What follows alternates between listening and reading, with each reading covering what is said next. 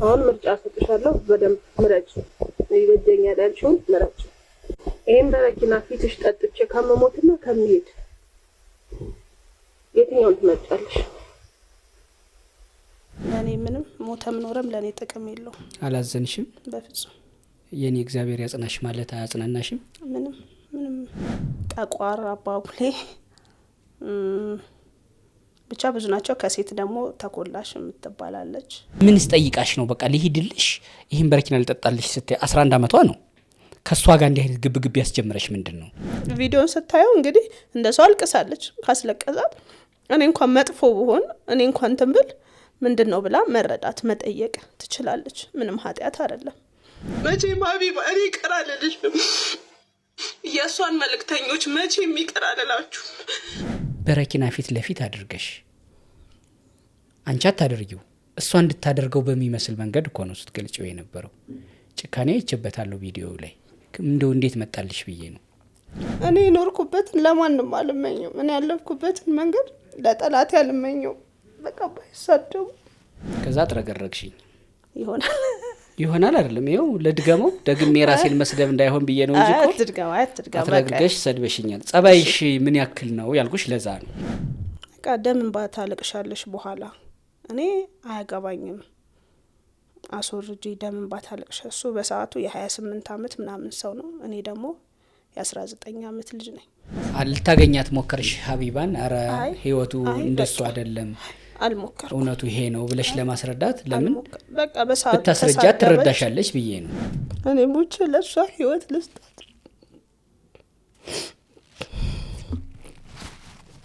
ነፍስ ቢሸጥ እሸጥላታለሁ፣ ግን እሷ ማፈልግም። እኔ ልጄ በቃ ጥሩ ህይወት እንድትኖርልኝ ብቻ ነው የምፈልገው። አርሜኒያ እኮ ልዩ ናት። ቅድስት አርሴማ አለቻት። 93% ህዝቧ ኦርቶዶክስ። ቅዱስ ጎርጎርዮስ ዘአርሜኒያ 15 ዓመታት የተጣለበት ጉድጓድ እዚያ ነው። ይህን ሁሉ ለማስጎብኘት ሲምባ ትራቭል ማኔጅመንት ከህዳር 13 እስከ 18 በሀበሻ በፈረንጅ ሲሆን ከኖቬምበር 22 እስከ 28 በቡድን በጽዋ ማህበር ሰብሰብ ብላችሁ ከመጣችሁ እናንተ በፈለጋችሁት ቀንና ወር እናዘጋጃለን። አንድም ሁለትም ሆናችሁ እኛ ባዘጋጀነው አብረን እንድንሄድ ከወሰናችሁ ትችላላችሁ። 0116622922 0988 383838 0953444000 ሲምባ ትራቭል እንደ ታዛዥ ልጅዎ።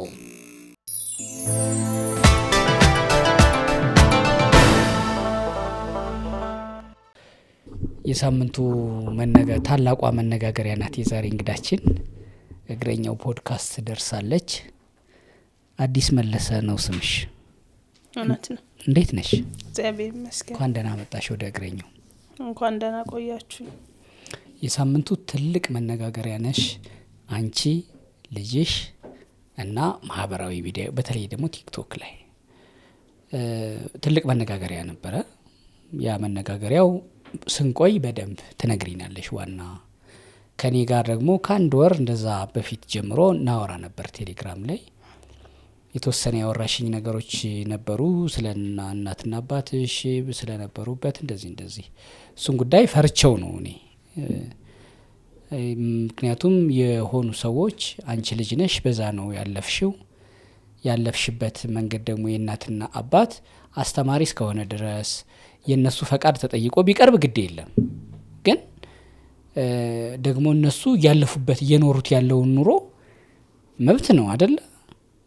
ሌላ ጉዳይ ሌላ ሰው እስካልጎዳ ድረስ እሱ ያሳስበኝ ስለነበረ ነው ዘግየት አድርጌው የነበረው። በኋላ በቲክቶክ አንቺ ወጥተሽ እንደዛ ነገር ተፈጠረ። ግን ደግሞ ሆኖም ተገናኝተናል። ወደ እግረኛው ፖድካስት እንኳን ደህና መጣሽ። ስለመጣሽም ደግሞ ደስ ብሎናል። እንኳን ደህና ቆያችሁኝ። ያው ቶሎ ብጠራኝ ኑሮ የሁሉ አይፈጠርም ነበር። እኔም ስለዛ ላወራ የፈለኩት እነሱ እኮ ጥሩ ሁኔታ ላይ ስላልሆኑ ነው። ያን ሁሉ አድርገው ጉዳቱ ስላመዘነ ነው፣ ምንም ጥቅም ስለሌለው ነውና የኔ እናትና የኔ አባት ብቻ አይደሉም፣ በጣም ብዙ ህዝብ አለ በዚህ መንገድ የሚኖር። የተጠቀመ በደንብ አለ፣ በዚህ ወት የሚጠቀም አለ። ግን ያ ነገር አይቀጥልም። የሆነ ሰዓት ላይ ወይ ልጅ ላይ ወይ የልጅ ልጅ ላይ የሆነ ስህተት አለ ማለት ዛሬ የሚያምኑ ዛሬ መንገዱን የሚያውቁ ሰዎች ነገ ልጅ ወይ የልጅ ልጅ የማይቀጥል ልክ እናትና አባት ወይ አያቶች እንዳደረጉት የማያደርጉ ከሆነ ችግር ይፈጠራል። እና እኔ ያንንም ከማስተማር አንጻር ነው። እኔ ደግሞ ስኖር በህይወቴ ምንም ያገኘውበት ጥቅም የለም። እናቴም በጣም ተጎድታበታለች። ያው አባቴም አባት እንዳይሆን አድርጎታል። የቤት የውጭ አልጋ የቤት ቀጋ አይነት እንደዚህ አይነት ሰው አድርጎታልና እኔ ያው ላልተጠቀሙ ሰዎች ነው ያልተጠቀሙ ሰዎች ቶሎ ብለው መፍትሄ እንዲፈልጉ ነው። እኔም ለራሴ መፍትሄ ልፈልግ። ይሄ ነገር ከውጭም ከውስጥም ትግል ነው የሚፈጥረው። ከውጭም እንድትታገል ያደርጋል፣ ከውስጥም ትግል ነው። ስለዚህ የውጭው ትግል ይደርሳል። መጀመሪያ ሰዎች የውስጣቸውን ትግል ከሱ ጋር ያለውን ትግል እንዲያሸንፉ ለመጠቆም ያህል ነው። ግን ዛሬ ላይ ያው እሱ ይዞት የመጣው ነገር ለኔ ምንም ጥሩ አይደለም። በዚህ ሁኔታ ውስጥ ያሉ ሰዎች ደውለው ምናምን ያለውን ነገር እኔ ብቻ እንዳልሆንኩ ነግረውኛል። ግን ደግሞ ስለዚህ ነገር ምንም አይነት እውቀት የሌላቸው ደግሞ አሉ። ምንም አይነት ጭራሽ ሰምተው ራሱ የማያውቁ።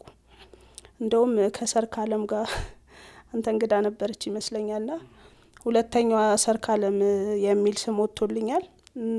ይለያያል። ሰርካለምም የሷ እንትን ይለያል።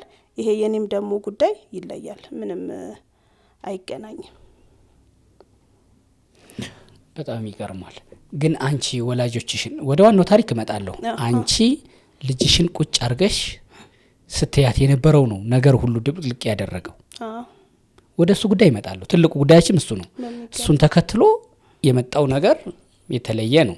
እስኪ እንስማት። ግድ የለም ቁጭ ብሎ እኔ አንድን ሰው ቁጭ አድርጎ በመስማት አምናለሁ። ያናገረው ነገር ምንድነው? ከመነሻው ልጅን ያክል ነገር 11 አመት እንዲህ ደክመሽባት የኔንም ምንም ብዙ ነገር ነው የምትይው፣ እንሰማለን፣ እንጠይቅሻለን። ግን ከዛ በፊት በተወሰነ ለኔ ማውርተሽኝ ስለነበረ በፊት በቴሌግራም የእናትና አባትሽን ጉዳይ በእኛ ቤት እንዲህ ሆነ አሁንም ለኔ ተረፋልሽኝ። ምን ማለት ነው እንደዛ ተረፈ? አንቺስ ደግሞ እሺ አይጠቅማችሁም ካልሽ እነሱን ለመምከር ለማስተማር በአውቀሽ ከሆነ ማለት ነው። አንቺ አሁን ሚዲያ ላይ መጥቶ እናትና አባቴ በዚህ ያመልካሉ እንደዚህ ነው ማለቱ ለሚዲያ ነው አይደለ? እነሱ ከሚዲያ ሲሰሙት መደናገጥ ወይ እንደዚህ ነው የሚሆን። ደግሞ በልጅ ሲሆን ከዛ በፊት አንቺ እናትና አባትሽን ቁጭ አድርገሽ ያወራሻቸው ነገር ነበረ? እኔ በዚህ ጉዳይ ከእናቴ ጋር ከ14 አመት ጀምሮ እንትን ውስጥ ነን፣ ጸብ ውስጥ ነን በዚህ ጉዳይ። ለምን እኔ እናቴ ከልጅነቴ ከ4 አመት ምናምን ጀምሮ ያለውን ነገር አውቃለሁ፣ እያንዳንዱን ነገርና ምንም ስትጠቀም ምንም ስታገኝበት አላየውምና ከ14 አመት ጀምሮ ልክ አይደለም የሚለው ሀሳብ ነበረ እንትን ላለውና እሷ ደግሞ ያው በቃ ይሄ ፈልጌው ያመጣሁት ነገር አይደለም፣ በቃ ይሄ እናቴ አባቴ ነው፣ እኔ ፈልጌ ያስኩት ነገር አይደለም፣ እሱ ያዘኝ ነው፣ ምንም ማድረግ አልችልምና ማድረግ የምችለው ተስተካክሎ ቤተሰብን እንዳይጎዳ የቤተሰብን ማለት ይሄ ልክ ስራህን እንዳይበድል በቃ ኑሮ እንዳያበላሽ ምናምን እንደዛ ላድርግ እኔ ምንም ማድረግ አልችልም ትላለች። እና እኔም እምነቱን እንዳረግ በደንብ እንትንትል ነበር። ከ14 አመት ጀምሮ በዚህ ከእናቴ ጋር አንግባባም ነበር። ከአባቴ ጋር ሲጀምር አባትና ልጅ አልነበርንም። ሲጀምር ምን አሁን አንተ ጋር ታሪኩን መድገሙ ምንም አስፈላጊ አይደለም፣ አውርቼዋለሁ በደንብ እና እሱም በዚህ እምነት ውስጥ በደንብ የነበረ ሰው ነው። እና በቃ ከሱ እኔ ጭራሽ እኔ ምንም አሁን የልጄና የኔ ራሱ ስሜት አንድ አይነት ነው። እኔ እሷ ውስጧን አላቅም፣ ግን ነገሮችን ሳይ ባላቀው እኔ ተሻለ ነበር። እኔ በማያውቁ አባታቸውን በማያውቁ ሰዎች እንደውም እኔ ቀናለሁ። ምን አለ አባቴን ሳላቀው ቀርቼ በቃ ወይኔ አባት ወይ በኖረኝ ምናምን የሚለው ስሜት የተሻለ ነበር። አረባክሽ እኔ ለኔ ይሻላል እውነት። አንዳንዴ አባት የሌላቸው አባታቸውን የማያውቁ እውነት ለበጎ ነው ቢሉ ራሱ ጥሩ ነው። አንዳንዴ አለማወቅ የተሻለ ነው። አውቀህ ካለው ጉዳት ሳታውቅ ሳይኖርህ የምትጎዳው ጉዳት የተሻለ ነው። እና ያው እናቴ ጋር በዚህ ነገር ከዛ ምንም ይሄው እዚህ እድሜ ዛሬ በዚህ እድሜዋ እናቴ 6 ልጆች ነበሯት። ለአንድ ልጅ እንኳን እናት እንዳትሆን አድርጓታል። በ60 አመቷ አሁን ዛሬ 90 አመት ሴት ነው የምትመስለው። አይኗ ጠፍቷል። ምንም አይነት መተዳደሪያ የላትም። ይሄን ሁሉ አዲስ አበባ የኖረች ሴት ነች። ምንም አይነት ነገር የላትም። ክርትት ያለ ህይወት፣ የኔም ክርትት ያለ የልጄም ክርትት ያለ 3 ትውልድ ቤት የሌለው በቃ 3 ትውልድ። ምንድነው ምን ስለሚደረግ ነው እስኪ ንገሪ። እንግዲህ ያው መሰረቱ እንግዲህ በደንብ የተያዘ እንግዲህ እኔ ማለት አይገባህም አሁን አንተ ይሄ ነገር ዝም እኔ ያክል ዝግት ያልኩ አይደለሁ። ከነገርሽ ለምንድነው የማይገባኝ? እንዲገባኝ አርጎ መንገር ያንቺ ስራ ነው። እሱ ነትን ነው። ምን መሰለ ያው በደንብ የተያዘ እንግዲህ የሚያበላ የሚያጠጣ እንግዲህ መንገዱን ቀና የሚያረግ የጠየቀውን የምትሰጥ የሚሉት ግን የሆነ ሰዓት ላይ እንግዲህ ቤተሰብ ላይ የሆነ ስህተት ይኖራል። እንግዲህ እሱ የማይመቸውን እሱ የማይፈቅደውን ነገር ያደርጋል። ምን ይባላል እንዲህ አይነቱ ነገር? አዳልሞቲ፣ ጠቋር፣ አባቡሌ ብቻ ብዙ ናቸው። ከሴት ደግሞ ተኮላሽ የምትባላለች የሴት ነች። ብዙ ጊዜ ወንዶች ላይ ነው። ወንዶችን እንደ ሴት ነው የምታረገው። ሴቶችን ሹሩባ እንዲሰሩ፣ ጥፍር ቀለም እንዲቀቡ ምናምን ነው የምታረገው። ያው በዋነኝነቶቹ እነዚህ ነው ማቀው። ግን ብዙ ስም አላቸው። በብዙ ወደ ሶማሌ አዳኝ የሚባል አለ። ሶማሌኛ ነው ሁሉ። አንተ ሶማሌኛ ሳችል ሶማሌኛ ያናግራል ራሱ መንፈሱ እላቸው ላይ ሲሆን ማለት ነው። እንግዲህ ዋናዎቹ እነዚህ ናቸው። ከዛ ያው ቤተሰብ ላይ ይመስለኛል እናቴ አያቶች ላይ የሆነ ስህተት ወይ ነብስ ምናምን ሳያጠፉ አይቀርም። በዚህ እምነት ውስጥ ነብስ ማጥፋት አይቻልም። በቃ ምንም ለሰው መድኃኒት መስጠት አይቻልም። ለምሳሌ መድኃኒት ማሰራት ይሄ ምናምን ቅጠል በጣሽ ምናምን ነው የሚሉት። በዚህኛው እምነት ይሄ ቅጠል በጣሽ ምናምን ነው አይቻልም። ያንን ካረክ በቃ መስመር ሳትክ ይቆጣል ነው የሚባለው። ከተቆጣ ደግሞ አንተ ያለህን ጥሩ እድል ይዘጋል። ስራ እንዳሰራ፣ ትዳር እንዳትይዝ፣ በቃ ምንም በቃ የሰው ዘላን ህይወት እንድትኖር በቃ ይሄ ያልተረጋጋ በቃ የሚመጡትን ጥሩ ነገሮች ሁሉ የሚመልስ እንደዛ አይነት ይሆናል ማለት ነው። እንዲህ ከሚያምን ቤተሰብ ነው የወጣሁት ልትይኝ ነው አይደል? አዎ በሚገባ። አሁን አንቺስ ምን አይነት ሴት ነሽ? እኔ እንግዲህ እንዳልኩ ነው። እኔ ይሄንን እምነት በፍጹም ነው ያልደግፍም። እንግዲህ ከ14 አመቴ ጀምሮ እግዚአብሔርን በመፈለግ ደግሞ የሆነ እድሜ ላይ ደርሼ እናቴን ከዚህ ነገር አወጣታለሁ ምናምን ብዬ ሳስብ በጣም እኔ ተንከራትቼ ነው በየሰው ቤቱ ነው ያደግኩት። አዲስ አበባ ተወልጄ ትምህርት ቤት አላስገባችኝም። በየሰው ቤቱ ነው ያደግኩት። ያው ሳድግም ጥሩ ሰው ህይወቴ ውስጥ አልመጣም። ልጅ መጣ። ልጅ ስትመጣ ደግሞ እንግዲህ ምንም አይነት ሰው የለም፣ ምንም አይነት ዘመድ የለኝም፣ እናቴ የለኝም ማለት በህይወት አሉ በሰዓቱ። አሁንም አለች እናቴ፣ እሱ ነው የሌለው። አባትሽ የሉም በህይወት? አሁን ወር ከምናምን ይሆናል። እግዚአብሔር ያጽናሽ። አይ እኔ ምንም ለኔ ምንም ሞተም ኖረም ለኔ ጥቅም የለው። አላዘንሽም? በፍጹም። የኔ እግዚአብሔር ያጽናሽ ማለት አያጽናናሽም? ምንም አልሄድኩም። መመራሱ ቀብር አልሄድሽም? አልሄድኩም ማለት ያለውን ነገር እንግዲህ አሁን ይሄም ሌላ ነገር ይዞ ሊመጣ ይችላል። ግን እኔ ነኝ የውስጤን ቁስል ማቀው፣ የሆንኩትን የተደረኩትን እኔ ነኝ ማቀውና ከዛ ህይወት ልጅ ስትመጣ እንግዲህ እግዚአብሔርን ነው ተስፋ ያረኩት እና በሰዓቱ ነው የታየኝ እሱ የማይወደውን ነገር አለማድረጌ ነው። ምንም አይነት ሰው የለኝም ወይ ትምር ያለው በዚህ ትምርት ስራ ሰራለሁ አልልም፣ ወይ የሆነ ሰው አለ ይደግፈኛል በገንዘብ አልልም። ግን በቃ እግዚአብሔርን አምኜ ነው ልጄን የወለድኩት። አንቺ እምነትሽ እሱ ህይወትሽ ነው። ወደሱ እንገባለን። አንቺ አሁን የምን እምነት ተከታይ ነሽ? እምነትሽ የእምነት ልምምድሽ አምልኮ ስርዓት ካለሽ እምነትሽን ምክንያቱም የነገርሽኝ ፋሚሊ አለ። ከዛ እንደወጣች ሴት አሁን ምንድናት ብሎ መጠየቅ ፎሎ አፕ ጥያቄ ነው፣ አብሮ ተከትሎ የሚመጣ ስለሆነ ቅር ካላለሽ። እኔ ኦርቶዶክስ ነኝ።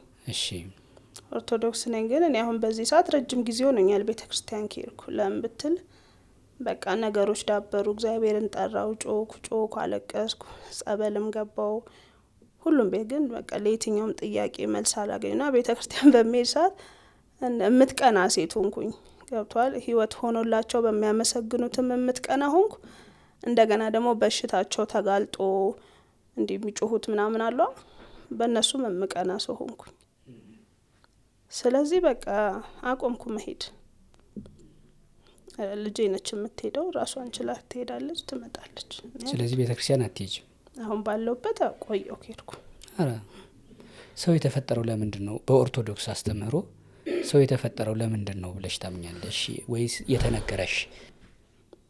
እኔ እንዳልኩ ነው። ስለ እምነት እንጃ ልበለ፣ ስለ እምነት እኔ ምንም የተነገረኝ ነገር የለም። ማንም ቤተክርስቲያን ይዞኝ ሄዶ አያውቅም። ማንም መጽሐፍ ቅዱስ ገልጦ አንብቦልኝ አያውቅም።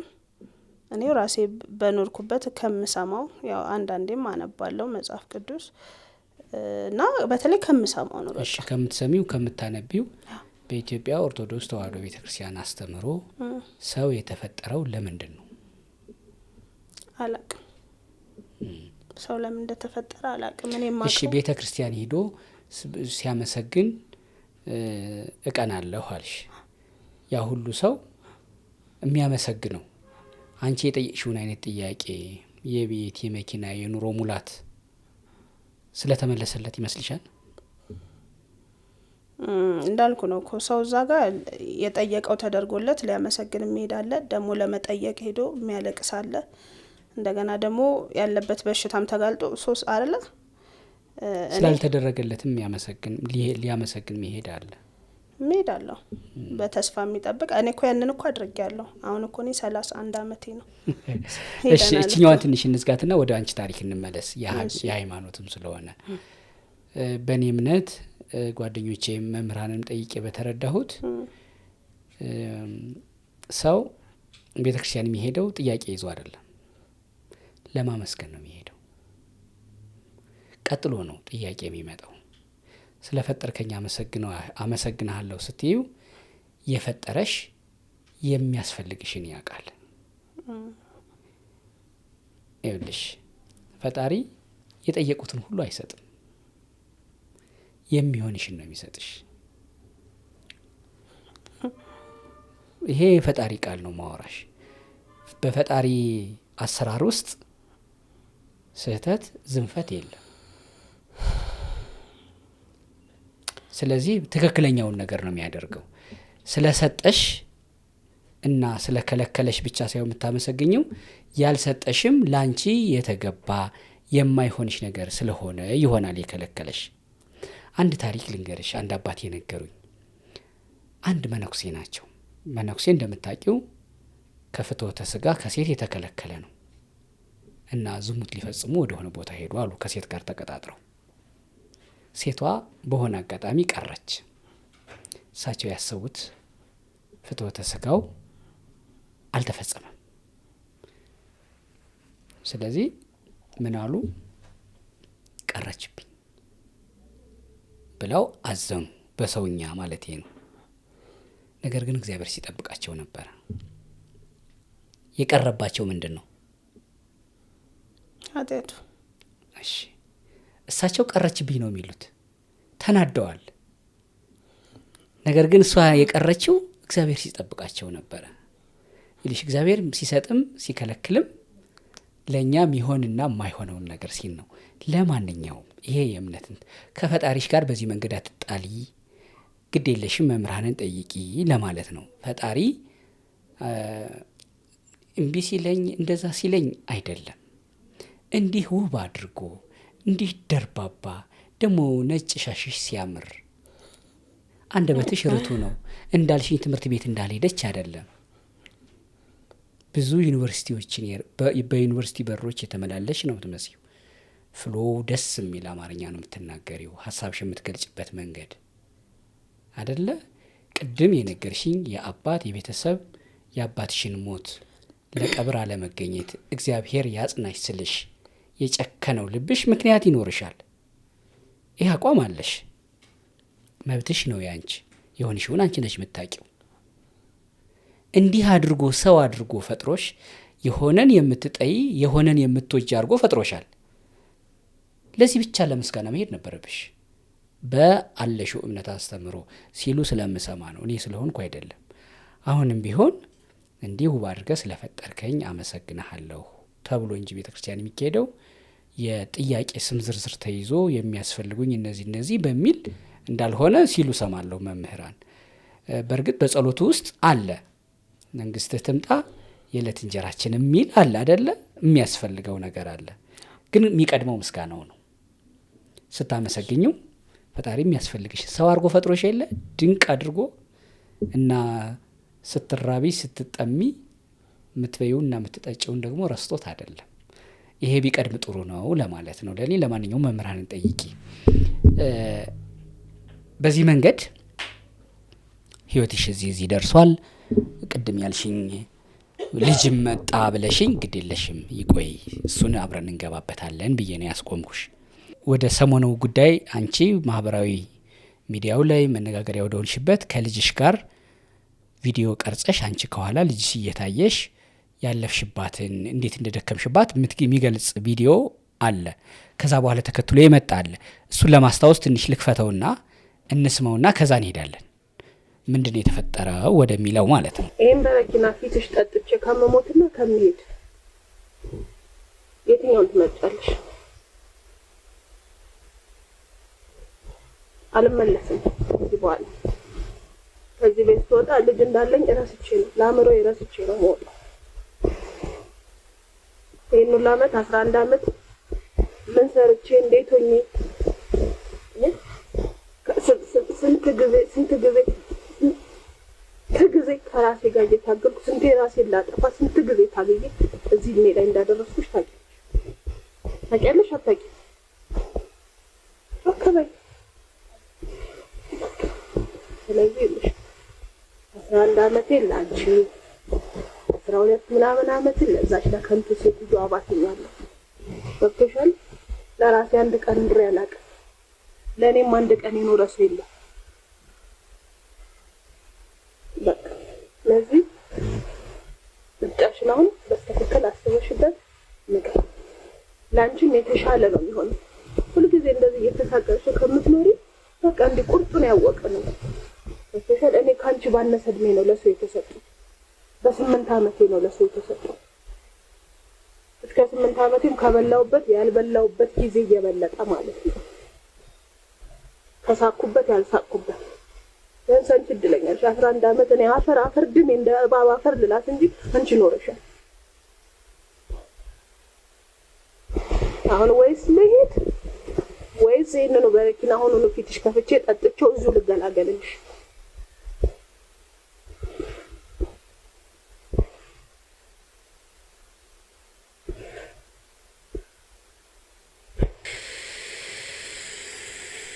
እያለ ይቀጥላል። ረጅም ነው።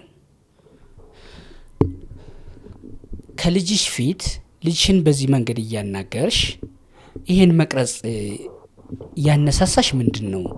ምንስ ጠይቃሽ ነው? በቃ ልሂድልሽ ይሄን በረኪና ልጠጣልሽ ስትይ 11 ዓመቷ ነው። ከሷ ጋር እንዲህ አይነት ግብግብ ያስጀመረሽ ምንድን ነው? ያው የደረስንበት የህይወት ችግር ነው። ያው ችግሩ እንግዲህ ምንድነው ካልክ እኔ እሷን ለማሳደግ እኔ ያልሰራው ስራ የለም። 72 አያት 72 መጠየቅ ይችላል። መንገድ ዳር ነው ያደገችው ማለት ማንንም ያውቃታል እዛ አካባቢ። ያው አሁን በእርግጥ ከተማ ሆኗል ተለውጧል፣ ግን 9 ዓመት የኖርኩበት ነው። ቢያንስ ከዛ በፊት ያለፍኩትን ሰው ባያቅ 9 ዓመት ግን ስኖር እዛ እንዴት እንዳሳደግኳት ሰው ያውቃል። እና ማንኛውም ኢትዮጵያዊ እናት አንድ ደሃ እናት ልጇን ሰርታ የምታሳድገውን ከልመናና ከሴተኛ ዳሪነት ውጭ ያሉትን ስራዎች ሁሉ ሰርቻለሁ። ልብስ አጥቤያለሁ፣ አሻሮ ቆልቻለሁ፣ ሰው ቤት ተመላላሽ ሰርቻለሁ።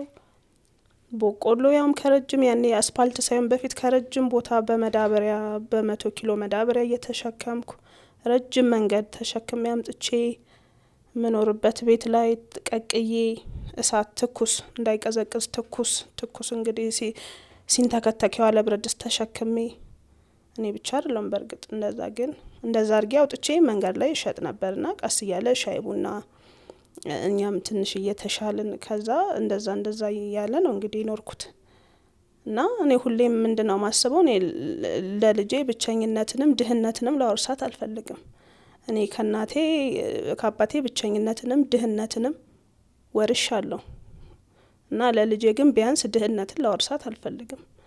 ልጄ የኔንም ህይወት ጭምር እንድትኖርልኝ ነው የምፈልገው። እኔ ያልኖርኩትን ህይወት እኔ ያጣሁትን እጥፍ እንድትኖርልኝ ነበር ምኞቴና በቻልኩት መጠን እሷን ደስተኛ ማድረግ ነው ባገኘሁት ነገር። ማንም ያውቃል እኔ የኔ በዓል እንደውም የልጄ ልደት ነው። ፎቶ ላይ ልታይ ትችላለህ፣ አምጥቼልሃለሁ።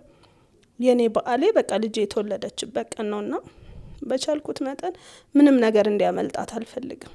በቃ በተለይ በገንዘብ ሊያመጣ የሚችሉት ነገሮች ሁሉ እንድታጣ አልፈልግም። የምትኖርበት ቤት ባዶ እንዲሆን አልፈልግም።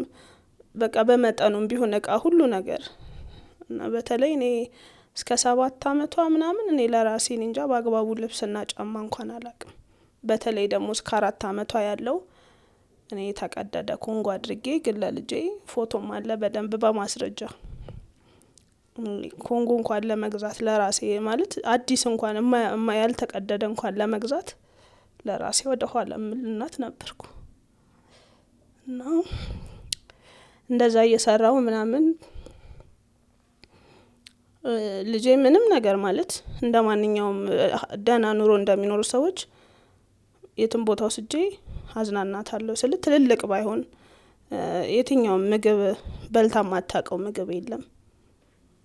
ምንም እንደ ደሃ ልጅ በልታ ማታቀው ምግብ የለም። ግን እኔ የምኖረው የሆነ ባዶ ቤት ላይ ለምኜ ባዶ መሬት እስላብቼ ወጣ ለምኜ ራሴ ቆርቆሮ በቆርቆሮ አድርጌ ውሃ በመከራ ውሃ በልመና መብራት በጣም በልመና ያው ልክፈል ብዬ በርግጥ መጨረሻ ላይ 1-2 አመት የሰጡኝ ያለ ምንም በስነ ስርዓት እግዚአብሔር ይስጣቸው። ግን በተለይ ውሃ ሽንት ቤት በቃ መከራ የሆነ ኑሮ ነውና እግዚአብሔር ሁሌ የምለምነው በቃ ደህና ስራ ሰጥተኸኝ እንደ ሰው ውሃ መብራት ሽንት ቤት ያለው ቤት ተከራይቼ ንጹህ ቤት ውስጥ ልጄ ማሳደግ።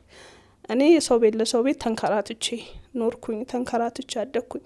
አሁን ደግሞ እንዴት ልጅ እየተንከራተትኩ አሳድጋለሁ? እንዴት 3ኛ ትውልድ እንዴት ልጅ ትንከራተታለች?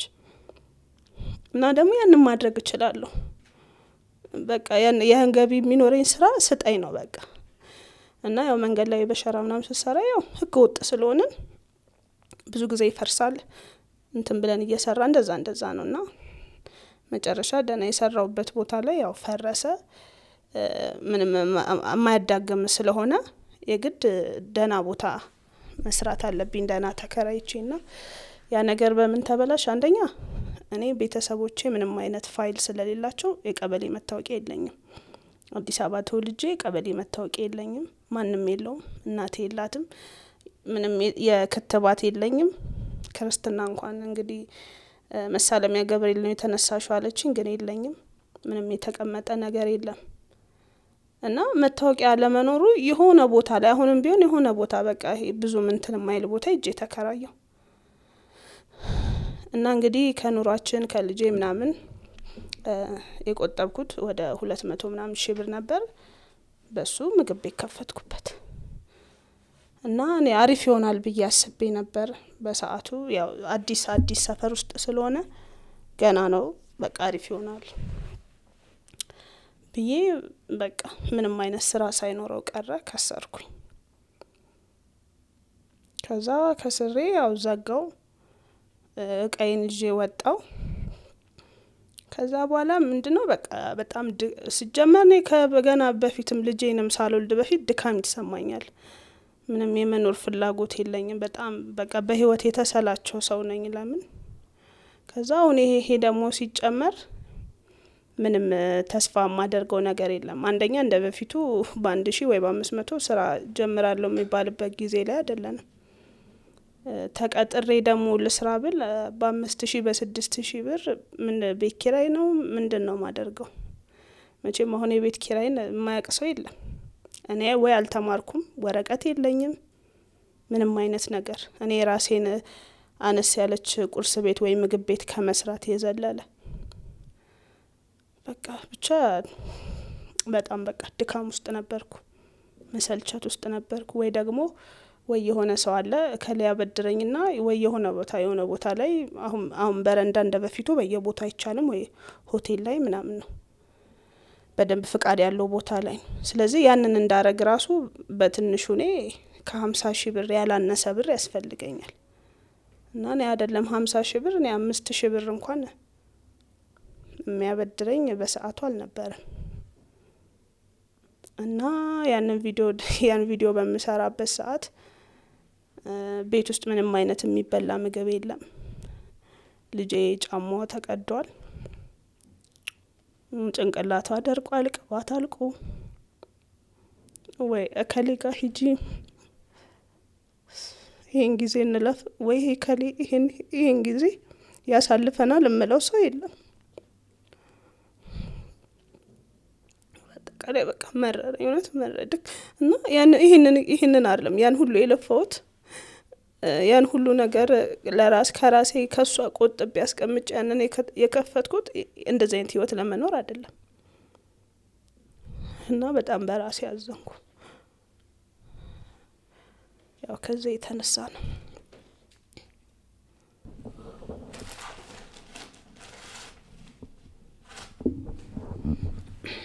አይዞሽ ያው በቻልኩ መጠን ሰሞኑንም ሳለቅስ ነበር ትላንት እና ያው ባላለቅስ ብውጣው ደስ ይለኛል። አሁን ከዚህ ቪዲዮ በኋላ በጣም የሰው እንባ በጣም የሚወዱ ሰዎች በጣም የሰው ማልቀስ የሚያስደስታቸው ሰዎች እንዳሉ ስላየው ባላለቅስ መርጣለሁ። በሰው ቁስል እንጨት የሚሰዱ በጣም ብዙ ሰዎች አሉ።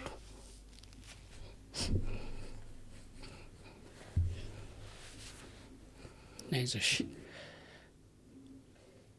ታዲያ እንደዛ የደከምሽላት ይህን ሁሉ ሆነሽ ጎዳና ላይ በሚሰሩ ስራዎች ሰርተሽ ያሳደግሻት ልጅሽ አድጋልሽ 11 አመቷን ደርሳለች። እኔ እንደውም ይመስለኝ የነበረው ምን ልሁንልሽ ምን ላምጣልሽ ምናምን ስትያት የማይቻል ነገር ይህን ሁሉ የከፈልሽላት ይበልጥ ደግሞ ልትከፊላት ደረሰችልሽ እኮ 11 አመቷ ነው። ታግዝሻለች ብትልኪያት ያን ተስፋ አስቆራጭ በረኪና ፊት ለፊት አድርገሽ አንቺ አታደርጊው እሷ እንድታደርገው በሚመስል መንገድ እኮ ነው ስትገልጪው የነበረው። ጭካኔ አይቼበታለሁ ቪዲዮ ላይ እንደው እንዴት መጣልሽ ብዬ ነው። እኔ እንግዲህ ያው እግዚአብሔር በሚያውቀው እኔ ምንም ከሷ ጋር እንትን በፍጹም እኔ በሰዓቱ እንኳን ደግም ያልሰማሁትም እኔ ያንን እንትን አልኩኝ በቃ ተነሽተኛ ያልኳት እኔ ደግም ያልሰማሁትም ድምጹን ቀንሼ ነው እቺን 11 አመት ልጅ በዚህ ስልክ ቁጥር ምናምን አግዙ ብዬ ድምጹ መልሼ አልሰማሁትም። ምናልባት መልሼ ብሰማው ኑሮ ያው ክብደቱ ይገባኝ ነበርና ቶ ነበር ግን አልሰማሁትም። ለምን በቃ እኔ ጭራሽ እኔ ለልጄ እኔ ልሞትላት እኔ ቀድሜ እኔ ልሞትላት እኔ ሞቼ ለሷ ህይወት ልስጣት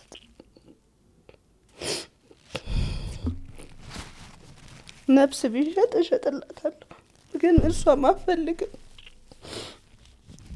እኔ ልጄ በቃ ጥሩ ህይወት እንድትኖርልኝ ብቻ ነው የምፈልገው።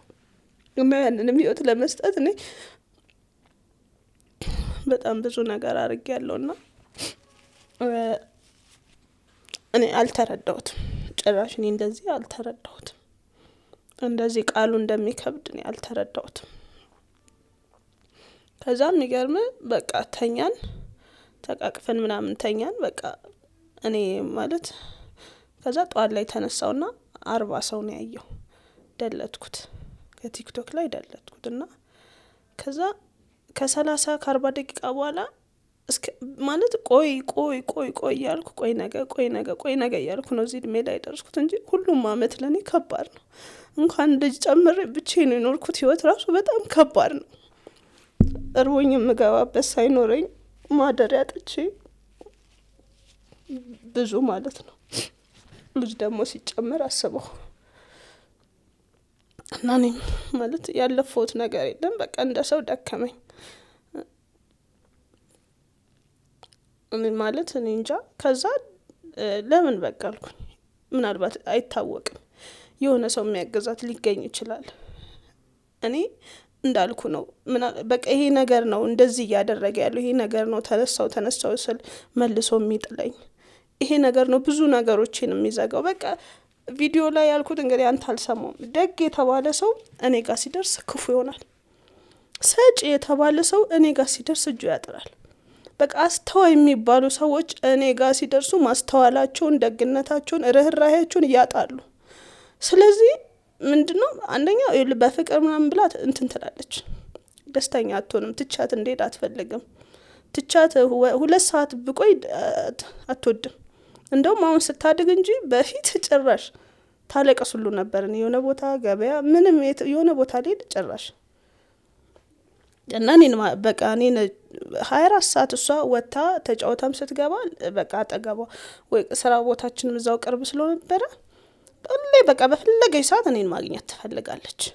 እና አሁን በጸባይም እንትን ብላት እንትን አትልም፣ ደስተኛ አትሆንም፣ ፈቃደኛ አትሆንም። ትቻት እንድሄድ ከኔ ውጪ ማንም አጠገቧ እንዲኖር አትፈልግም። ማንም ሰው አጠገብ መሆንም አትፈልግም። እና ስለዚህ እንዲጫነ ካላልኳት አይገባት። በቃ ምን እንድትሆን ነበር ያልገባኝ ነገር። በረኪና ገዝተሽ ፊት ለፊቷ አስቀምጠሽ እንደዛ ሁሉ ስትያት ምን እንድትልሽ ነው? ምን ጠይቃሽ ነው እንደዛ ያልሻት? እሷ እኮ ምንም አልጠየቀችኝም አልኩ። እኔ ግን ማድረግ ያለብኝን ነገር ማድረግ አልቻልኩም። ምግብ ቤት ውስጥ የለም፣ ነጠላ ጫማ አልቆባት እሷ አልጠየቀችኝም። ጸጉሯ ደርቋል፣ ቅባት የለም። በቃ እዚህ ላይ ለመገኘት አይደለም እኔ ይሄን ሁሉ የለፈውት የታገልኩት። ስለዚህ እኔ እንዳልኩ ነው በቃ ያለውን ነገር የሆነ ቦታ ሄጄ ራሴን ማከም ፈለኩኝ። የወቀሻት ስለነበረ እኮ እኔ ጥያቄ ያነስኩልሽ ይገባሻል። እንዲሁኝልሽ ማለት ይሄን ይሆንኩልሽ ለምን እንኳን ይሄን አትታገሽኝም? ለምን እንድትጨቀጭቂኛለሽ? ለምን ይሄን ትጠይቂኛለሽ? ምናምን የሚሉ እሷን እየወቀሻት ስለነበረ ማለት ነው። እሺ እሷን የወቀስኩ የመሰለው እኔ ከፈጣሪ ጋር ነው ማለት ሁሉንም ነገር እንግዲህ እኔ እሱን አምኜ ነው ሁሉንም ነገር ያደረኩት። እሱ ያግዘኛል፣ ያው ያውቃል ሁሉንም ነገር ስለሚያውቅ እና ለየትኛውም ለጠየቅኩት ጥያቄ እኔ አላውቅም ማለት በጣም በትግል ነው ህይወቴን የገፋሁት። በጣም በትግል ነው በቃ ብዙ ነገር በትግል ነው የኖርኩት። የሰው ልጅ ሁሉ እንደዛ ነው። በርቀደም ስትዘረዝሪልኝ የሰው ልጅ ሁሉ አይደለም፣ ሁሉም ይለያያል። ጥሮ ግሮ ነው የሚበላው ሰው በሙሉ። ሁሉም ይለያያል። ሁሉም ሰው እንዳሁን ሁሉም ሰው ነው እንደዛ አይደለም። እድሜ ልክ ከእናት ከአባት እንደ ልጅ ሳትሆን አድገ ምን ብለ ሰው የሆነ ህይወቱን ይጎዳል፣ የሆነ ህይወቱን ይበደላል። እኔ የምልሽ ሙሉ ጤነኛ ነሽ አይደል? እጅ እግር አእምሮ ቅድም የጠቀስሽልኝ በሙሉ እያሰብሽ ደግሞ በአካልሽ እያነሳሽ እየተራመሽ የሰራሻቸው ናቸው። ሰው ይሄ ካለው ከዚህ በላይ ሀብት አለው። ጤነኛ ነሽ ደግሞ አይደለ? አሞሽ ተኝተሽ አልጋ ይዘሽ አታቂም። እንግዲህ እኔ ለእናንተ ቆሞ ሄደ ሁሉ ጤነኛ ነኝ እንጂ እኔ አላቅም እንዴት እንደምትረዱት። ጥያቄ ነው እኮ የጠየኩሽ። ስለ መስራት ካልቻልኩኝ ስራ ካላገኘው ልፋቴ መና ከቀረ በህይወቴ በመኖሬ ደስተኛ ካልሆንኩ ራሴን ከጠላው የቱ ጋር ነው ጤንነቴ? እኔ ስለ ልጅሽ እያወራሽ ስለነበረ ልጅሽ 11 አመቷ ነው። በጣም ታምራለች። ብዙ ደክመሻልባታል፣ ብዙ ሰርተሻታል አይደለ? እንዲህ ተስፋ ቁርጥ ስትይ እና ማጣው እንደዚህ ስትይ እያሰብኩ የነበረው አባቷስ የሚል ነበር። ስለ አባቷ ንገሪኝ። አርሜኒያ እኮ ልዩ ናት። ቅድስት አርሴማ አለቻት። 93% ህዝቧ ኦርቶዶክስ። ቅዱስ ጎርጎሪዮስ ዘአርሜኒያ 15 ዓመታት የተጣለበት ጉድጓድ እዚያ ነው።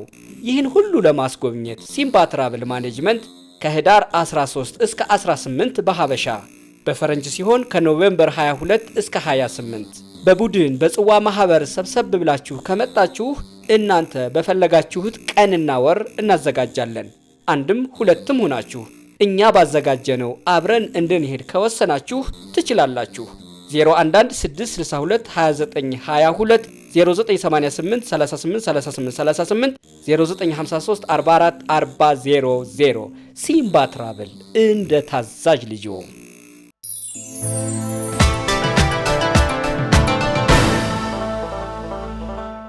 እንዲህ ተስፋ ቁርጥ ስትይ እና ማጣው እንደዚህ ስትይ እያሰብኩ የነበረው አባቷስ የሚል ነበር።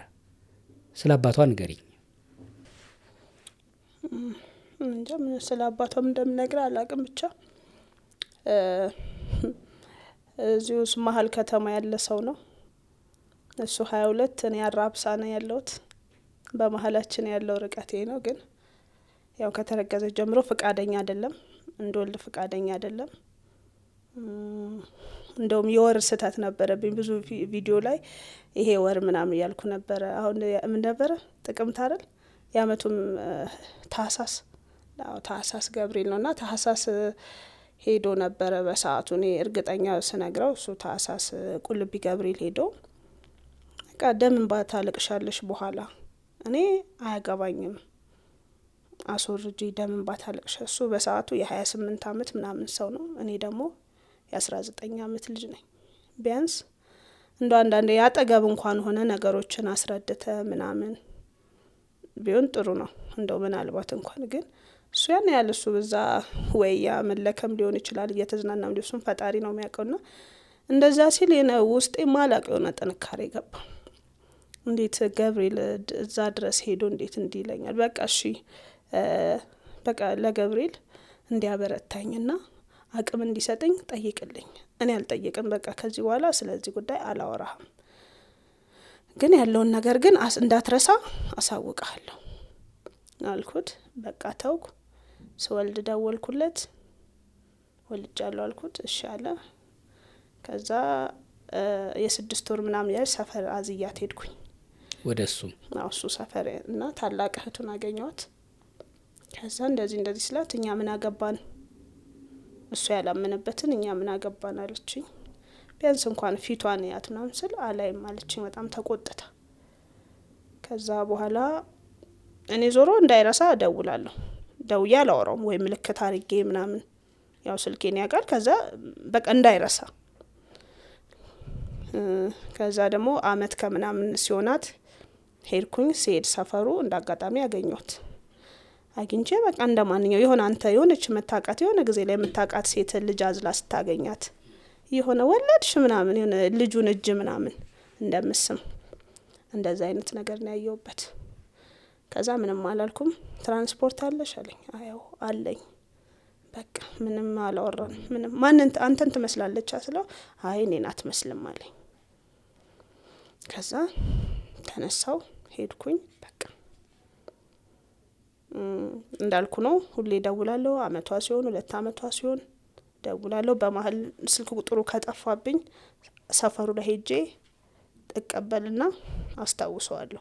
ለመጨረሻ ጊዜ አሁን ያገኘሁት 6 ወር ምናምን ይሆናል። ብቻ ማለት እኔ አካሄዴ አቆይ እስከ መቼ ነው ምናምን ልለው ነበርና ሲሄድ ግን ተናደድኩ። ሳየው በጣም ተናደድኩ። ከዛ ስልክ ቁጥሩ ጠፍቶብኝ ነበር። ስልክ ቁጥሩን ተቀብዬው ትቼው መጣሁ እና ያው እሷ ቀይ ይሁን ቢያንስ እሱ ያው 1 አመት ከምናምን ሆኖ በርግጥ አሁን አያውቃትም። ግን ፎቶ ልክላታለሁ። ፎቶ በሚገባ ልክላታለሁ። የእድሜዋን አዎ የደረሰችበትን ለምን ልጆች አሉት። እኔ ሳቅ በጣም ብዙ ነው። ፋሚሊያቸው ሰፊ ነው። እንደውም እህቱ ታላቅ እህቱ ሌላም የካዳቸው ሌላም ልጆች እንዳሉ ነግራኛለች፣ ከኔ በፊት ማለት ነው። ስለዚህ እኔ በቻልኩት መጠን እኔ እጠነቀቃለሁ። እግዚአብሔር ይጠብቅልኛል። ነገ ልጄ ከእህት ከወንድሞቿ ጋር የሆነም እንዳይነው እግዚአብሔር ይጠብቅልኝ። ለምን እኔ ማድረግ ያለብኝ ነገር ሁሉ አድርጌያለሁ። ከኔ ምንም ምን ቢሆን አንቺ ትጎጃለሽ ብትለኝ ነገ ልጅ አድጋ ይሄን ሁሉ ነገር አድርጌ እያወቀች አባቴ ብትለኝ እኔ በጣም ነው የምጎዳው። የምር በጣም ማዝነባት ሁሉ ይመስለኛል። ለምን እኔ እንደዚህም ሆኜ ምንም 74 ሳንቲም ለማየት ፍላጎት ሳይኖር እኔ እንትን እያልኩት ነው። በቻልኩት መጠን በጸባይ እኔ መክሰስ እችላለሁ። ቢያንስ ባይፈረድልኝም ፍርድ ቤት እሱን ማቆም እችላለሁ። እንደው ብር የለኝም ስራ የለኝም ብሎ ማምለጥ እንኳን ቢችል ቢያንስ እኔ ፍርድ ቤት ማቆም እና ማረጋገጥ አላምንምም ካለ ያው ዲኤንኤ የሚባል ነገር አለ፣ በዛ መሄድ ይቻላል። ግን እኔ ያው እሱም ይሄን ያህል ያለ ማመን አይመስለኝም። ብቻ በቃ ያለ መፈለግ ነው። በዚህ እድሜዋ የጫማ የትምህርት ቤት የፖርሳ የቅባት ተብለሽ ታውቂያለሽ ብሎሽ ያውቃል? 74 ሳንቲም አልኩ 74 ሳንቲም ያኔ እንኳን ያኔ አመት ከምናምን ይዣት ጓሴ ትራንስፖርት አለሽ ወይ ሲለኝ እኔ ግን በሰዓቱ የነበርኩበትን ህይወት አውቃለሁ። 1 ብር አልተቀበልኩት። ልጅሽስ እንደ ሌሎች ልጆች አይት አባባት እጅን ተይዞ መሄድ ወደ ላይ ከአባት ጋር መጫወት ልጆች ሲያዩ ያምራቸዋል። እሱን አይታ እሱን ወዳ አባቴ ብላ ጠይቃሽ ታውቂያለች? በፍጹም ጠይቃኝ አታውቅም። በፍጹም አልኩ እንዴ እኔ እንደውም የሆነ ሰዓት ላይ ፈራሁኝ። እንዴት እንደ ልጅ አትጠይቅም ምናምን ብዬ ወደ 7 አመቷ አካባቢ እንደውም ጠየቅኳት። እማዬ እንደዚህ ምናምን አባት በቃ ከመጣም እንጣ ባይመጣም ችግር የለውም፣ ባቀውም ችግር የለውም፣ ባላቀውም ችግር የለውም። አሁን እንኳን እንደውም አሁን 11 አመቷ አካባቢ እንኳን እስቲ እንትን የሚሰማት ልብ በግልጽ አወራለሁ። እንደዚህ እኮ ላገኘው ሂጄ ምናምን ስል ምንም አይነት አልኩ። ጥሩ። ከዛ ቪዲዮ በኋላ ሰሞኑን ቲክቶክ ላይ ምንድነው የተፈጠረው? አንቺ በጣም ብዙ መነጋገሪያ ሆነሽ ትልቅም ስሜት ውስጥ ገብተሽ አየውሽ። እስኪ ምንድነው እንስማው ብዬ ነው። ምን ተፈጥሮ ነው እሱ? እንዳልኩ እኔ በቃ ቪዲዮን ያስቀመጥኩት የሆነ ሰው ልጄን ያገዝልኝ እንጂ በዚህ ልክ እንትን ይላል ብዬ አይደለም። በዚህ ልክ ሰው ጋር ይደርሳል ምናምን ብዬ አይደለምና እኔ እንዳልኩ እጄ ላይ የነበረው 1000 ብር ነው። እሱም ለመብራት የዛኑ ቀን የመብራት ክፍያ ነበር። የመብራት ክፍያው 1000፣ የውሃ 200፣ እንደገና የልማት ሌሎች የተሰሩበት ሁሉ ወደ 2000 ምናምን ብር መጥቷል። እሱ ራሱ በሰዓቱ አሳበደኝ። እኔ ኬት አምጥቼ ነው የምከፍለው? አንደኛ ቤት ኪራይ ዛ ተከራይቼ እየኖርኩ ነበር ብሎኩ ላይና ቤት ኪራይ መክፈል አቅቶኝ የሆነ ባዶ ቤት ነው አጽድቼ ጥገኝነት ነው ያለውትና አሁን ይሄን ብር መክፈል ባልችል ጥገኛም ሆነ እንዲምኖር ነጻም ኖር አምና የሚባል ነገር አለ። ማንንም ሰው ነው ቤት ውስጥ መብላት አለ መብላቴን ማንንም የሚያይ የለም። በዚህ ልክ መቸገሬን ማንንም ብትነግረውም እኔ እንጃ እኔ አላቅም። እና 1000 ብር ነበርና በቃ እሷን ይዤ ነው የወጣሁት። ከዛ መናኸሪያ ስደርስ በዚች ብር እንዴት ነው ማድረገው ብል ቢያንስ በቃ ሐዋሳ ይርጋለም እንትን አርሴማ በቃ እዛ ሄዳለሁ፣ ቢያንስ ሀገሩ ሰላም ነው፣ ወደዚህ መስመር ይሻለኛል ብዬ ከዚህም በፊት አንድ ጊዜ ጓደኛዬ የሆነ ፕሮግራም ነው ልጅ 4 አመት እያለች ስለሄድን በቃ ማቀው መንገድ አንዴም ሄጄ ስለሆነ ማቀው መንገድ ስለሆነ ወደዛ ሄድኩኝ። ከዛ ወደዛ ሄድኩኝ። ልጄ እንዳልኩ ቤት ነው ትቻት የወጣሁት። ግን አሁን ቅርብ ጊዜ ያወኳት የሩቅ ቢሆንም የእናቴ ዘመድ አለች። ቅርብ ጊዜ ነው በሆነ አጋጣሚ ነው የተዋወቅ ነውና እሷ ወደ ቤት መታላት ቤት ነው ያሉት። ከዛ ከሰዓት በኋላ ወደ ማታ በቃ ከዛ በጣም እንትን አለች እና እሷ እኔ በጣም ብዙ ስልክ እየተደወለ ነው ምናምን ስል በቃ የለመኑኝ ሰዎች ምናምን እስቲ እሷና አረጋጋ ብሎ ለለመኑ ሰው ስልክ ሰጥቻለሁ በቃ አዋሪያቸው ነብስት ላይ የመጀመሪያ ያነሳውለት ወንድ ነው። እንደው ደነገጥኩ። ወንድ ሲሆን ይቆጣል ምናምን ብዬ ግን እግዚአብሔር ይስጠው በጣም ነው ያረጋጋኝ። በቃ የመጀመሪያ ቲክቶኩን የወጣውን አይተው የደወለልሽ ሰው እሺ። እና በቃ እሱ አረጋጋኝ ምናምን በደንብ በቃ አሁን ያለሽበት እንደዚህ ነው ስለው እንደዛማ ኮን እዛ ኮ ዘመዶች አሉኝ እኔም ቤተሰቦቼ እዛ ናቸው አለኝ። እህቶቹ ያው ስልክ በጣም እየተደወለ ስለነበር ሊያገኙ ይመጣው አጡኝ። ቤት ነው አይ እዛ ሄጄ ላይ እንዳልኩ ወደ 400 ምናምን ብር ነው ያለውና አልጋ ያስኩኝ። የት? እዛ ሐዋሳ እሺ 200 ከዛ እንትን ማለት ጀመርኩ እንትን ደወልኩላትና ወይስቲ ትንሽ ዞር ልል ጥሩ ይሆናል እዚህ ያገኘሁትን ስራ እየሰራው ብር ልክልሻለሁ አንቺ ቤት ሆነሽ ልጄን ያጅ ለምን ሷም ሌላ ቦታ ተከራይታ ነው ብቻዋን ነች 50 አመት አካባቢ የምትደርሰው ስለሆነች አንቺም እዚሁ ለጊዜው ነጻ ስለሆነ አብረን እንኑር በቃ እየሰራው ልክልሻለሁ ወይ አገር በቀይር ጥሩ ይሆናል ትንሽ እኔም እንትን እላለሁ እየሷ ጋር አውርቻት ምናምን ነው ይሄ ነገር የተፈጠረው እና እኔ በሰዓቱ ወይ እዚሁ ስራ ይሆነ በቃ አጣጣ ይሄ እሺ ቀጥይ ይሄ ቪዲዮ ቀርጸሽ ፖስት ካረግሽው በኋላ ነው ወደ ሐዋሳ አርሴማ የሄድሽው እሺ ከዛ እንዳልኩ ከተማው ላይ ሆኜ ነው ማታ ነው የገባሁት ማታ ስለሆነ ገና መንገዱንም ቤቱ ጋር እንደሚኬድ አላቀም ከዛ እሱ ደወለ እንደዛ አይ እንደዚህ እንትን አድርጊ ያለኝ አካውንትሽን ለጥፊ በጣም ብዙ ሰው እንድዳናገዘ እያለ ነው ሲለኝ እኔ በፍጹም አልለጥፍም። በቃ ማገዝ የፈለገ ልጄን እኔ አሁን ያለውበት ጥሩ አይደለም ግን በእሷ ደውለው እሷ ያለውን ነገር እሷን ያገዟት እኔ አካውንት አልሰጥም። እሷን ማለት ነው ልጄን የዘመዴን ስልክ ነው ቪዲዮ ላይ ቁጭ ያረኩት። እሺ እና አረ እኔ በፍጹም እኔ አካውንት አላስቀምጥም። በማን በኩል ያግዟት? የተምታታ ነገር ሆኖብኝ ነው እዚህ ጋር ስለሷ አለቻ ቤት እኔ እዚህ ነኝ ያለሁት እኔ ጋር ምንም አያደርግልኝ። በቃ በማን በኩል ያግዟት ካልኩ እሷን ስልክ ቁጥር አስቀምጫለሁ እና እየደወለ ነው ብዙ ሰው እሷን ነው እያናገረ ያለው። አንቺ ቀርጸሽ ከለጠፍሽው በኋላ ልጄን እርዱልኝ ካልሽ በኋላ ደግሞ አግዙልኝ ምንድነው ምን የሚሉት እንትን ነው ብዬ ነው። እሺ ቀጥይ ሀሳብሽን ጫፉን ላይ ያዘው። አግዙልኝ ምን ያው ገዛ የነበርኩበት እንኳን ቤት ውስጥ ያለውበትን ሁኔታ ነገርኩና እኔ በዚህ ልክ ይሆናል ብዬ አይደለም። እሺ ይሁን እሺ ወይ ደግሞ ከሌ ደግፈኝ ከሌ እንዲሆናል ምለው ሰው ህይወት ውስጥ አልነበረም በየትኛው መንገዴ ገብቶኛል። እሺ ለምን የራሻንቺ ደግሞ መልሰሽ ሰው ሲደውልና እሺ እንርዳሽ ልጅሽን ባንቺ በኩል ነው ማገዝ ጥሩ የሚሆነው።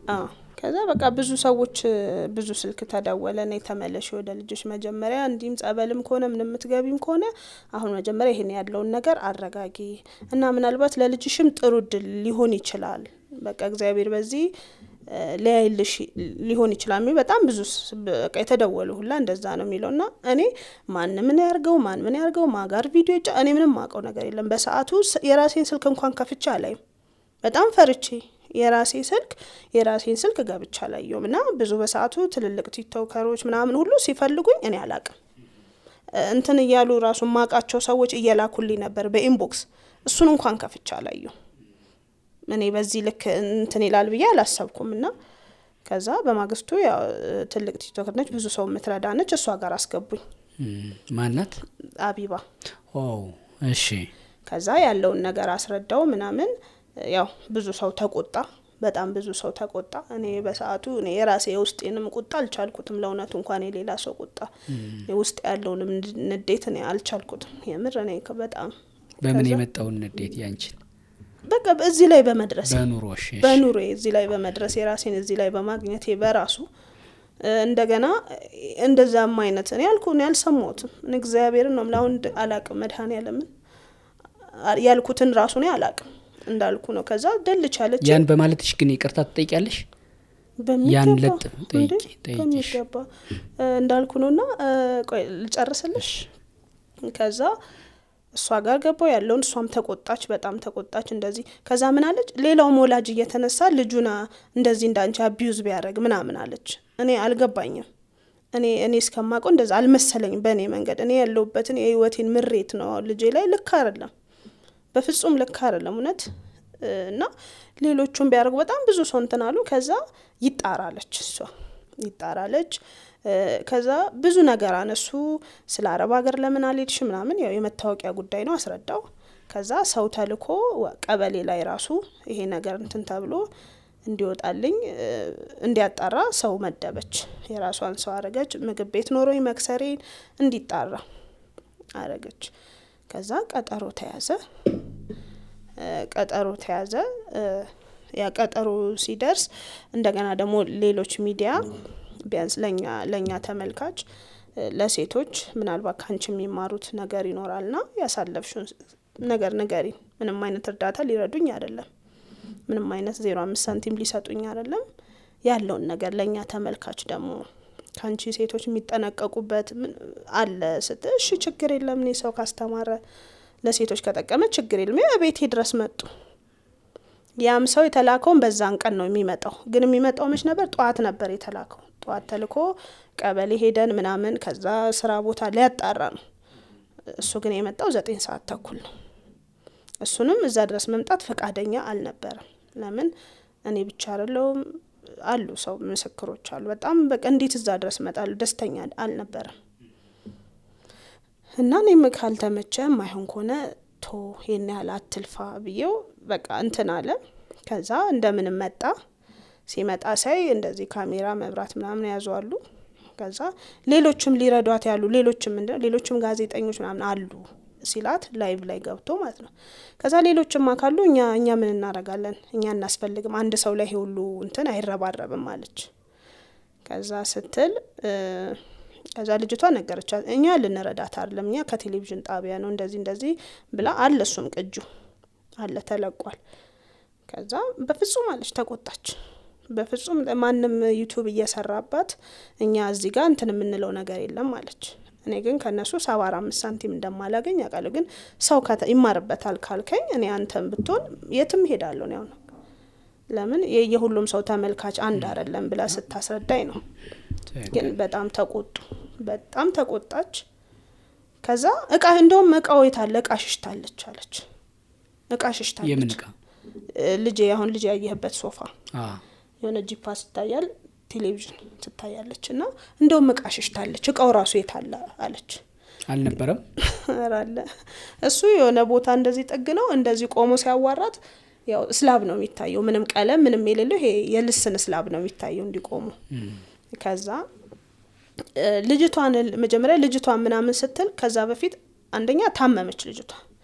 ከዛ በኋላ እኔ ብዙ ሰዎች ያናገዝሻለን እያሉ ላይቭ ላይ እየጠሩ በጣም ብዙ ይሰድቡኝ ምናምን ነበር እና ያው ለልጄ የተሻለ ሊሆን ይችላል ምናምን በሚል ብዙ ነገር እንትን ነበርና እሷ እየተሳቀቀች የባሰ እኔ ባረኩት ሳይሆን ሰዎች ባረጉት ነገር በሚናገሩት ነገር እኔ ማለት እኔ አሁን እናቴ ያን ሁሉ ነገር አድርጋኝ ዛሬ ላይ ነው እናቴን ሌላ ሰው ቢሳደብብኝ ደስ አይለኝም።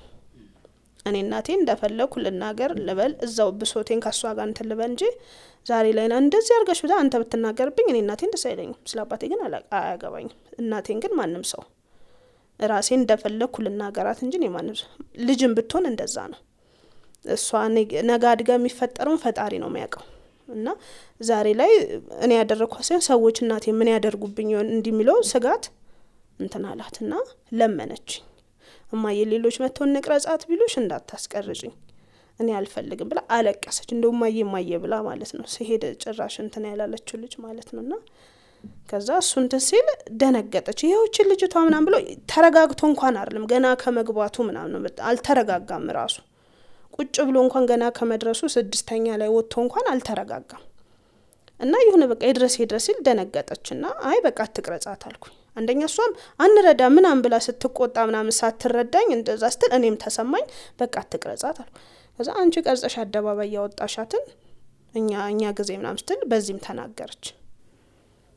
እኔ እንዳልኩ ነው ይለ እኔ ትንሽ ሰው ነው የሆነ ሰው ነው አንተ ጋር አውርተን ካንተም በፊት ሌሎች ሚዲያዎችን እንትን አድርጌ ሰርቻለሁ እና የሆነ አንድ ሰው በቃ የሆነ ሰው ትንሽዬ መቋቋሚያ ነው ስለ እኔ አሁን እዚህ ጋር ወይም ማበድረው ወደ 9 ወር ነው ስራ ከፈታው እቃዎች ሽጬ ነው ስንጠቀም ምናምን ያ ሲያልቅ ደግሞ ቤት ኪራይ መንከፍለው ስናጣ ጥገኝነት በዛ ውስጥ ትልቁ እንትኔ መድከም ነው ለመሰልቸት በቃ አጠቃኝ አልቻልኩም። እሺ እና በዚህ ሆኖ ይሄ ተፈጠረ። ከዛ በኋላ ምን ሆነ ሚዲያው ላይ እቺ ውሸታም ነች፣ አጭበርባሪ ነች፣ ሌባ ነች፣ በልጇ ልትበላ በልጇ ልትነግድ የሚሉ ቪዲዮዎች በጣም ማየት ጀመርኩ።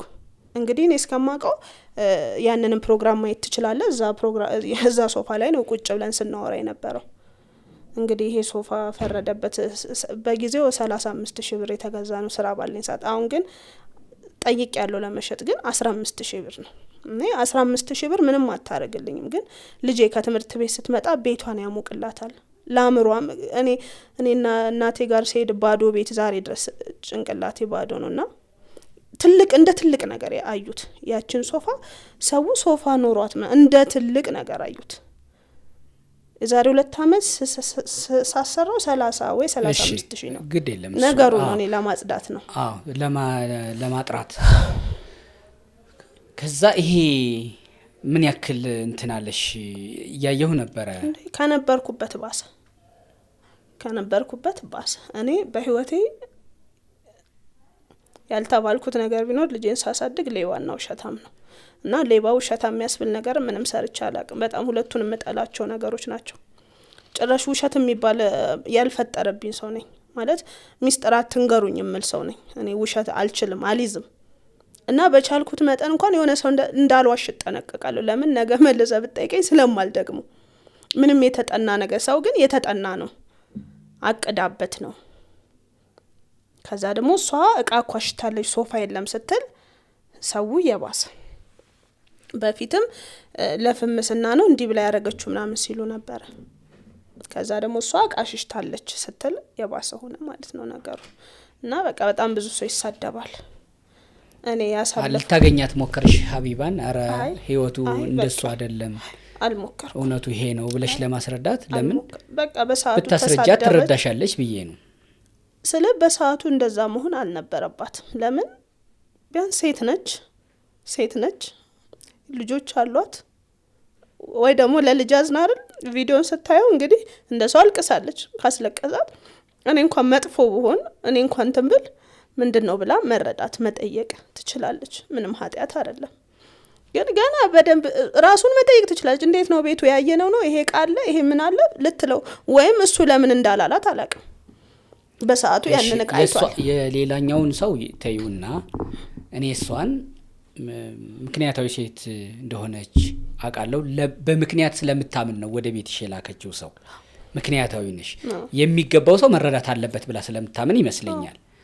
ምናልባት ለሷ መረጃው የደረሰበት መንገድ አይቶ የተነገራት መንገድ እንዳታምን አድርጓት ሊሆን ይችላል።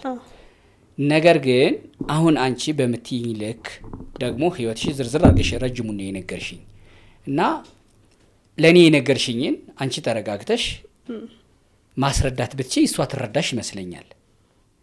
ወይ ደግሞ አሁን የነገርሽኝን እንድታይልሽ እንድትረዳኝ በጸባይ በትህትና አሁን አንቺ እዛ ቦታ ላይ መቼም አላምንሽም እንደዚህ የምትይኝ ይቀራልልሽም ይያለው ምን ማለት ነው እሱ? ይቀራልልሽም ማለት እኔ ማለት እሷ ባለችው ቃል ተነስቶ ሰው ያልተባልኩትን ውሸታም ሌባ አጭበርባሪ የሚባል ስም ወጣልኝ። ገብቷል። እኔ ከኖርኩበት እኔ ባለው ህመም ላይ ይሄ ነገር ሲጨመር አስበው። እሺ አሁን ይቅርታ ስላላየሁት ነው ይሄን በደንብ ስላልተረዳሁ ነው ይቅርታ ብትልሽ ይቅርታ ያታለሽ? በሚገባ እኔ ባትረዳኝም ይቅርታ በቂ ነው።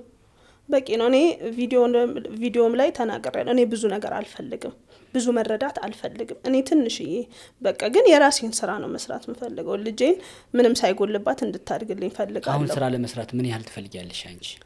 እኔ በጣም ትንሽ ስለ አሁንም መከራይ ምናምን ቦታ ዝርዝር አይደለም። አሁን ስራ ልትሰሪ ነው። ካፒታል የሚባል አለ። ይሄን ለመጀመር ምናምን ይሄን ለመስራት ይሄ ብለሽ አታርዝኝ። ምን ያህል ትፈልጊያለሽ? እኔ እንዴት ብዬ እላለሁ? እንዴት ተጣራ ልትሰሪ ያሰብሽው ስራ 10,000 ብር ይፈልጋል፣ 20,000 ብር፣ 100,000 ብር ዝርዝር ያስቀመጥሽው ካለ ማለት ይኮ ነው። ስለ እኔ አሁን ልሰራ ፈልገው በጣም በተጠና ገበያ ያለው ቦታ ደግም የማልከስርበት ቦታ ነው መሆን ያለበትና እዛ አካባቢ ላይ ያለው የኪራይ ሁኔታ አሁን እንደገና ያሉት የማቴሪያሎቹ ነገሮች ስለኔ ከ9 ወር በፊት ያረኩት ነገር ስለሆነ አሁን አላቅም። ግን እኔ አላቅም ወይ እንጃ ወይ 100 ወይ 150 ከዚህ በላይ አልፈልግም። ታይባክሽ እኔ እንጃ። እስካሁን ስንት ተሰበሰበልሽ? ምንም ለለቴ አንድ እናት ወደ 16,000 ብር ልከውልኛል። ያውም ሰማቸው እንት እንዳይባል በስነ ስርዓት አውርተውኝ 2 ሰው 5 በግሌ ከዛ ሌሎች 1,000 ወይ 500 ብር ትላንትና ሄጄ ያየሁት። ከዛ ግማሹን አውጥቼ ብዙ ዳ ነበረብኝ ሱቅ ላይ ከፋፈልኩት ለቤት ያስቤዛ አደረኩ። እግዚአብሔር ይመስገን። ልጅ የሚያስፈልጋትን ግን አሁን እሷ ጋር ነገሮች እሷ ጋር ስለደረሱ እሷ ጋር ነው በቃ ሰው እንትን ያለው እና ማንም በቃ ይሄ ውሸታም ነሽ እንትን የሚባሉ ነገር ሲመጣ ነገሮች ቀሩ ማለት ነው። እስኪ እኛ ደግሞ እንዲህ ለማጥራት እየሰማንሽ አይደለ? እስኪ ይሄንም ስሙት ለማለት ነው። አማራጭ ለማቅረብ ነው የጋበዝንሽ። ምናልባት ደግሞ ሀቢባ ይሄን ቪዲዮሽን አይታ ኦኬ እኔ በአንድ ነገር አምናለሁ። በነገርሽ ላይ የሆነ ሰው መንገድ ላይ የሆነች ሴት ሰፈር አስፓልት ላይ ብር ልጠይቀኝ ትችላለች፣ ልጠይቅሽም ትችላለች። ማድረግ የምችለው አንድ ነገር ነው። እኔ ካለኝ መስጠት፣ ከሌለኝ እግዚአብሔር ይስጥልኝ ማለት። ቢያንስ በቃ ባይሳደቡ ጥሩ ነው። እኔ ኖርኩበትን ለማንም አልመኘው። እኔ ያለፍኩበትን መንገድ ለጠላት ያልመኘው። በቃ ባይሳደቡ ለምን ነው በቃ እግዚአብሔር ይስጥልኝ። ወይ ደግሞ ማለፍ አለማየት ደቂቃ ይወስዳል። እስከ ጽፍ ኮሜንት ምናምን ለመሳደብ በቃ ቢያልፉት ሌላ ቢው ምን ችግር አለው? ገብተህ ብታይ እንዳለ ስድብ ነው እንዳለ ማለት ነው። ለመፈመስ ብለሽ ነው። እኔ እስከማውቀው ድረስ እስከ በዓል እስከ አዲስ አመት ድረስ 300 ምናምን ነው ፎሎይ።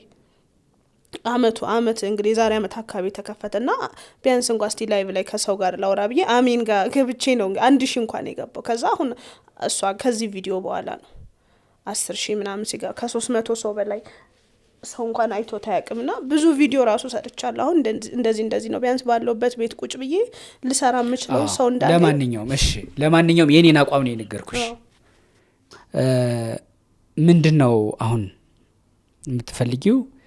ተመልካቾችም ደግሞ በደንብ እርግጥ ብላው እንዲህ ሰምተውሽ በጨዋ ደንብ ይቅርታ መጠየቅ ያለብሽን ጠይቀሽ ቅድም ስልሽ እንደነበረው ሀቢባ ምናልባት ሙሉ ሀሳብሽን ሙሉ ታሪክሽን በደንብ ቁጭ ብላ የምታይበት የምትሰማበት ጊዜ አጥሯት ከሆነ ምን እንድታይሽ የሚያደርግ ኢንተርቪው ነው የሰራ ነው።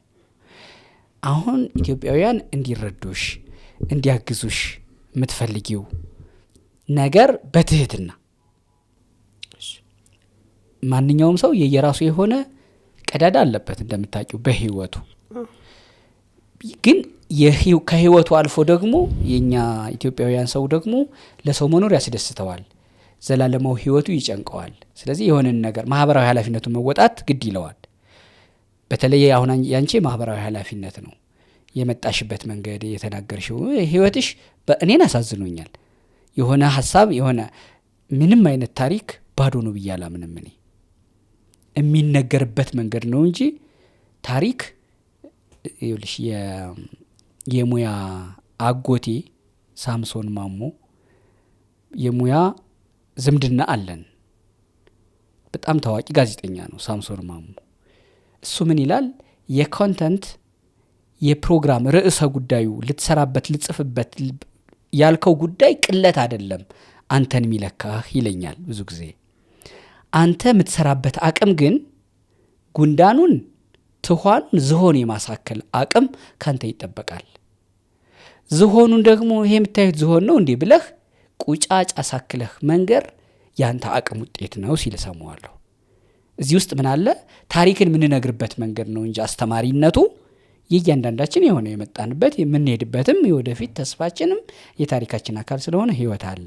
ስለዚህ ታሪክሽን ነግረሽናል። ታሪክሽ ያስተምራል። የሚያስተምረው የስካሁን የመጣሽበት መንገድ ብቻ አይደለም፣ ሰሞኑን መጨቃጨቂ የሆነበት መንገድ ራሱ ያስተምራል አይደለ? ምንድነው ሲባል የነበረው? ሌሎች የሚረዱ እህቶችን እንደዚህ ስትባይ ነበር አይደለ? አረ ግድ የለም እኔም ከሚረዱት ወገን ነኝ ስላልተረዳችሁኝ ነው እንጂ ብለሽ ራስሽን ግለጭልን ነው ጥያቄው። ቀጥይ። አዎ እንደዛ እውነት ነው። የግድ ሰው እስኪታመም መጠበቅ የለብንም ማለት የሆነ ሰው ሳይታመም ብትረዳው ምናልባት እሱም ሌላ ሰው የሚረዳ ሰው ይሆናል። እኔ ማለት ይሄው ከቀጠለ እኮ እኔም ታማሚ ይሆናለሁ። የአእምሮ በሽተኛ መሆኔ አይቀርም። ተናግሬያለሁ። እኔ ብዙ አልፈልግም። እኔ ትንሽ ነገር ነው በቃ የምፈልገውና ያችን ከምናልባት ወይ 3-4 ወንበር ገዝቼ ሊሆን ይችላል ከአንድ ወር በኋላ 10 ምናምን ያደርኩ መሄድ ይችላልው። እንደዛ ነው እዚህ እድሜም እዚህ ህይወትም ላይ በ200 ሺህ ብር የከፈትሽው ለምንድን ነው የከሰርብሽ? ምን ሆነሽ ነው? ቦታው ስራ የለው ምንም ማለት እኔ መሰለኝ እኔ የሚኖረው መሰለኝ። አንደኛ ገባ ያለ ነው ቤቱ በጣም ቤቱ ያምራልና ምኑ ነው የከሰርብሽ? አሁን የ200 ሺህ ብር ምግብ ገዝተሽ ነው ወይስ እቃው ተንቀሳቃሽ ጥሬ ነገር? ያው ያው አልሰራውማ በቃ እቃውን እየሸጥኩ ምናምን ቤት ኪራይ ከፈልኩት አለ። ከዛ እቃውን እንትን እያልኩ ነው የኖርኩት። ወይ በዛ ሰዓት እንደዛ አይነት ባልከፍት ኑሮ ወይ አነስ ያለ በረንዳ ፈልጌ ቡና ብቻ ብሰራ ኑሮ ወይ እዛ ሁኔታ ላይ አልደርስም ነበር። እና ያንን እቃውን እንኳን ይዤ ኪራይ አጣው። ሌላ ቦታ እንኳን እንዳልፈልግ ኪራይ የለም። ያው ያኑና እኔ አሁንም እኔ ብዙ ከኔ ባሱ ሰዎች ብያለሁ። ከኔ ባሱ ሰዎች ቅድሚያ እኔ ልጄን ሳሳድግ ራሱ አንዳንዴ ቀበሌ በዓል ምናምን ስንሄድ እግዚአብሔር በሚያውቀው ከኔ ለባሱት አልፍ ያውቃለሁ። ሳልሄድም ቀራለሁ ከኔ ለባሱት ይደርስ። ቢያንስ እኔ እየሰራው ስለሆነ ከኔ ለባሱት ብዬ ብዙ ቀበሌ ላይ እንደዚህ ሴት ብቻቸውን ልጆች የሚያሳደጉ ተብሎ ሲመዘገብ እኔ ብዙ አልሄድኩም። ላልምል የኮሮና ጊዜ ላልምል እንጂ ከኔ ለባሱት አሁንም ከኔ ለባሱት። ግን እኔም በዚሁ ከቀጠልኩ እኔም ነገ ታማሚ ነኝ ከምታመም በጤና የሆነ በቃ እግዚአብሔር የመስጠት ጸጋ የሰጠው የሆነ ሰው ይኖራልና ወይም የሆኑ ጥቂት ሰዎች ነገ ባጠፋም እነዛ ጥቂት ሰዎች ነው እንዲወቅሱኝም እንዲገስጹኝም የምፈልገው። እና ሚዲያ ላይ በጣም 10 ሰው ረድቶ 10,000 ሰው ህዝብ ግን ይሳደባል። አሁንም ሳልረዳም እየሰደቡኝ ነው። ሳልታገዝ ሌባ፣ ውሸታ፣ ማጭበርባሪ በልጅሽ ልትለምኚ እኔ ፎቶ ላይ እኔ ልጄን አንቀባርሬን ያሳደግኩት ሰርቼ ማለት ነውና ይሄ ስም አይገባም ለማህሌት እናት በተለይ ይሄ ስም አይገባትም። እና አሁንም እግዚአብሔር የመስጠቱ ጸጋ ያላችሁ ምናልባት እንድታግዙኝ ያስቀመጣችሁ ሰዎች ትኖራላችሁ። ኦርቶዶክስ ነሽ ግን? አዎ። እርግጠኛ ነሽ? ማርያም እስኪ ክርሽልኝ። አይ አሁን አንገቴ ላይ አላረኩም ግን ልጄ ላይ አለ። እኔ ከ14 ዓመት ጀምሮ ስናደድ በቃ እግዚአብሔር አትወደኝም አታየኝ ምናምን ያልኩ ስናደድ እንትላለሁ አንገቴ ላይ እንደዚህ በቃ ራሴን ሁሉ አንቅበት ምናምን ነበር አንዳንዴና በቃ እንደዚህ ራሴን አንቄበት ምናምን ተጣልቼ እንትላለሁ። ከዛ የሆነ ጊዜ ገዝቼ ያደርጋለሁ። በአሁኑ ግን እንደዛ ማድረግ አልፈለኩም። በስነ ስርዓት ንስሐ ገብቼ ምናምን አባቶች እንትን ያሉትን ነው ዳግመኛ ማላውልቀውን ከዚህ በኋላ እንዳላውልቅም አባቶች በስነ ስርዓት ጸልየው እንዲያረጉልኝ ስለፈለኩኝ ነው። እና በቃ እንደዚህ ነው። ለማንኛውም ልጅሽን ቀርጸሽ በረኪና አድርገሽ ያ መነጋገሪያ ሆነ። ደግሞ እሱን ተከትሎ መጣና አንቺን በቲክቶኩም በምኑም እንዲህ የሌለኝ ስም የማህሌት እናት እንዳልሽው አሁን ይሄ አይደለሁም ብለሽ መከራከሪያሽን እያቀረብሽ ነው። እኛ ይሄን ሰምተናል። ስላንቺ ስለኔ የተባለው ነገር በሙሉ ልክ አይደለም፣ ስለኔ ያልኩት ይሄንን ነው አይደለ እግረኛው ላይ ያልሽው። ቅድም ጠይቄሽ የልጅሽን ቪዲዮ በዛ መንገድ ቀርጸሽ መለጠፍሽን እንዴት ታየዋለሽ? ይቅርታ ትጠይቂያለሽ ወይ ብዬሽ ነበረ። አሁን ጥያቄው መልሻ መጣሁት። ጠይቂያለሽ? አርሜኒያ እኮ ልዩ ናት። ቅድስት አርሴማ አለቻት።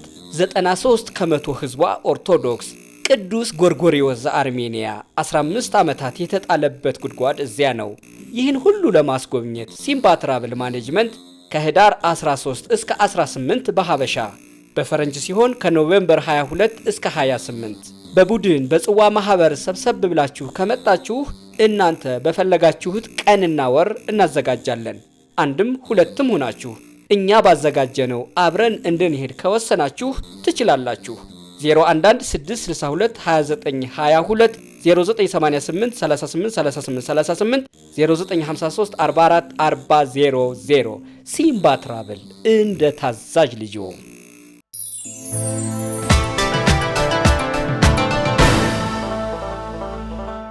ይቅርታ ትጠይቂያለሽ ወይ ብዬሽ ነበረ። አሁን ጥያቄው መልሻ መጣሁት። ጠይቂያለሽ? በሚገባ ልጄን። እሺ ልጅሽን። እሺ አዎ ልጄ ማለት እሷ ነች የተጎዳችው እሷ ነች።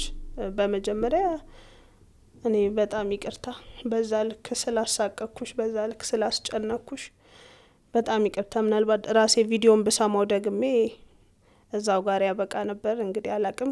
በመቀጠል ያው እኔን በዚህ መልኩ እንድትስሉኝ ያደረገ ቪዲዮ ነው። እናንተንም ይቅርታ ማለት የሌለኝን ሰብእና ነው እንድታዩ ያደረገውና አይደል ሰው የሌለውን ማንነት በራሱ ይሄ ነው ማንነቱ ብሎ ማሰብ ለኔ ኃጢያት ነው ሳይረዱና እንደዚህ አይነት ግንዛቤ እንዲኖራችሁ እንድትሳሳቱ ስላረኩ በጣም ይቅርታ። ያው ማይለመድ ማይደገም ነው። ሌሎች እናትም ብቻ እንደኔ አይነት እናቶች በርግጥ ብዙ አሉና በሆነ መንገድ እግዚአብሔር ቢያቸው እግዚአብሔር ከዚህ ህይወት ከዚህ ጭንቀት ቢያወጣቸው ምኞቴ ነው። እንደኔ ማንም የሚያረግም እናት አይኖርም። ግን ለነሱም እግዚአብሔር በቃ ይድረስላቸው። ብዙ በእርግጠኝነት ብዙ አሉ እና ለምን ዋናው እንትን እንደ እሷ ያረጋሉ ምናምን የሚለው ነገር ነው የተነሳው። ነገር ሌላም እናት ትመጣና እንደ እሷ ልጇን አቢዩዝ ምናምን አያደርጉም። ግን በቃ በደንብ አሉ እንደኔ በጣም የተጨነቁና እግዚአብሔር ይርዳቸው ይድረስላቸው እና ማንም እናት እንደኔ አታረግም። ወይም ደግሞ ከኔም የባሱ ደግሞ ልጅም ገለው እኮ የሚጥሉም እናቶች አሉ። ግን ወደው አይደለም። አራስ ልጅ ወልዳ ምትጥል ወዳ አይደለም። እና እግዚአብሔር በቃ የኔንም ጥንካሬ ያንን ጊዜ እንዳለፍኩት የምታልፉበትን ጥንካሬ ይስጣችሁ። ወይም ሲጀመር ይሄን ህይወት ለማንም አይስጥ እግዚአብሔር። ያለ ቤተሰብ ለማንም ልጅ አይስጥ።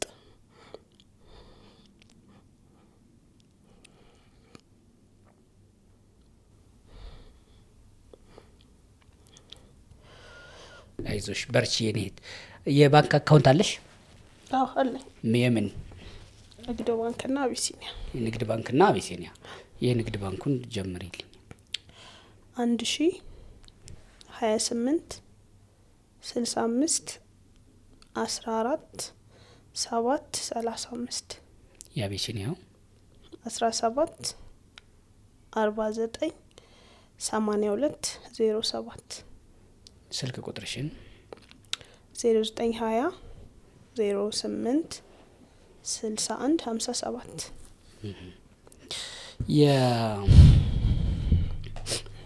በጽሁፍ ከስር በቪዲዮ እናስገባዋለን። በጸባይሽ አንቺ ተናዳጅ ነሽ? ውይ በጣም አራ እሳት ነኝ። ቶሎ ምስቅ ቶሎ ማኮርፍ፣ ለደስታም ለመደሰትም ማልፈጅ፣ ለማዘንም ማልፈጅ። ይሄን ያልኩሽ በምክንያት ነው። በቴሌግራም እያወራን አቅርበኝ ብለሽ ደጋግመሽ ጽፈሽልኛል። በኋላ ቀድሞውም የተመዘገቡ ስላሉ ደግሞ እያንዳንዱን ታሪክ መጀመሪያ እናውቀዋለን እኛ። እሱ ጊዜ ስለሚፈልግ ስለ እናትና አባትሽ የነገርሽኝም ደግሞ ያን ያክል መብት አይደለም ወይ? እንደዚህ እያልኩ እያወራን እያለ ጊዜ ሄደ እና መጨረሻ ላይ አይ እሱ እኮ መብታቸው ነው ብዬ በድምጽ ነው የላኩልሽ። ትዝ ይለኛል። ከዛ እኔ እስከሚገባኝ ሰው ያሳለፈውን አውርቶ ለሌሎች መማሪያ እንዲሆን አይደል እንዴ የምሰሩት አልሽኝ በጽሁፍ። ከዛ በድምጽም ደግሞ ልከሽልኛል። እሺ እሺ ተክልዬ እሺ ይሄን እንትን ምናምን ጉዳይ እንቶ ሃይማኖት ዙሪያ ያለውን ጉዳይ እንታውና እኔ ምግብ ቤት ምናምን ነበረኝና ከስሬ ዘግቼ ነው አሁን ቤቴ ውስጥ አገልግል ለመስራት ምናምን ነው የምፈልገውና ለዛ ደግሞ እውቅና ያስፈልገኛል። ተባል ልጅ ብቻ ነው አሁን ራሱ በጣም በጥገኝነት ነው ያለውትና በቃ ያሳለፉትን ልጄን ለማሳደግ የከፈልኩትን መስዋዕትነት ቢያንስ ላውራና ለራሴ እድልክበት በቃ እኔ ዋናው ሀሳቤ ነው የሃይማኖትን ጉዳይ ተው እንዲህ ብለሽ ላክሽልኝ። በኋላ እኔ ቪዚም ስለነበርኩ አሁን ወደ እርዳታ ሲመጣ ኦኬ እርዳታ ነው የሚቀድሙ አሉ በሚል ነው ያዛርጌው የነበረው። መጨረሻ ላይ ትንሽ ዝም መስልሽ ጊዜ ምንድን ነው ያልሽኝ? አላስታውሰው ግን የሆነ መጥፎ ነገር ብያለሁ። አዎ ተናግረሽኛል። እዚህ ጋር አልደግመውም። አዎ አይ እንግዲህ ያው ከምሰማውና እኔም ካየሁት ሌሎች ከሚሉት ነገር ተነስቼ ከምንድን ነው? እሺ ሌሎች ከሚሉት ነገር ለምሳሌ ሌሎች እንጃ እዚህ ሰውዬ ጋር የምትቀርቡ ምናምን ሰዎች ምን ሆናችሁ ነው ምናምን። ምን ማለት ነው? እኔ አላቅም። እሱ ሲጀመር አንተም ያው ስጠይቅ ምናምን ትንሽ ጫን ስለምትል ይመስለኛል። እና እኔም ያንን ሳይም ያው በራሴም ተናድጃ ግን እስኪ ወይ እንዳልኩ አስቤም ነበር ምናልባት ስቀርብ ሳገኘው እንደዛ ላይሆን ይችላል ምናምን ብዬ አስቤ ነበር። ከዛ ዝም ስትለኝ ግን እንደዚህ ጠይቄ በዚህ መልኩ ጠይቄ እንትን ስትል በጣም ተሰማኝ። ከዛ ጥረገረግሽኝ ይሆናል አይደለም? ይኸው ለድገመው ደግሜ ራሴን መስደብ እንዳይሆን ብዬ ነው እንጂ እኮ አትድገም አትረግገሽ ሰድበሽኛል። ጸባይሽ ምን ያክል ነው ያልኩሽ ለዛ ነው። አይ ቁጡ ነሽ ወይ ያልኩሽ ለዛ ነው። በጣም ቁጡ ነኝ። አዎ እንደዛ አይደረግም። ጠይቆ ያጣ ሰው ይባላል በእኛ ሀገር። ተሳድቦም እንደዚህ መሄድ ይባላል። ግን ተሳደብሽ ምን አለሽ? እስ ኦኬ ያለችበት ህይወት ይሆናል እንዲህ የሚያናግራት እኔን የሆነ ነገር ጠይቃኛለች ባሰበችው አልደረስኩላት ይሆናል ያ አናዷት ይሆናል የሰደበችኝ በሚል ነው። ከዚህም የከፋ ኮሜንት ላይ ደርስም ነበር እኮ አንተ እሺ በሰዓቱ ብትረዳኝ ያለው ግዴታ የለብኝም። አሁን አንቺን ሙያ አይደል ያለኝ እኔ በሙያዬ ደግሞ አንድን ጉዳይ የመገመት ሙያው የኔ ነው። እውነት ነው። ሙያዬን አልፈሽ ነው አንቺ የተሳደብሽው። ይሁን እረዳሻለሁ። ከዚህ በላይ በኮሜንት በጣም ጸያፍ ለዛው ቁመናዬን መልኬን አካሌን እየጠቀሱ ሁሉ ይሳደባሉ። እኔ ምንም ለነሱ በቃ ያላቸው ይሄ ስለሆነ ነው ብዬ ነው ማልፈው። ያለሽን አይደለም ተሰጪው ብዬ አልፋለሁ። ለማንኛውም ይሄም አልፎ ዛሬ አቅርቤሻለሁ።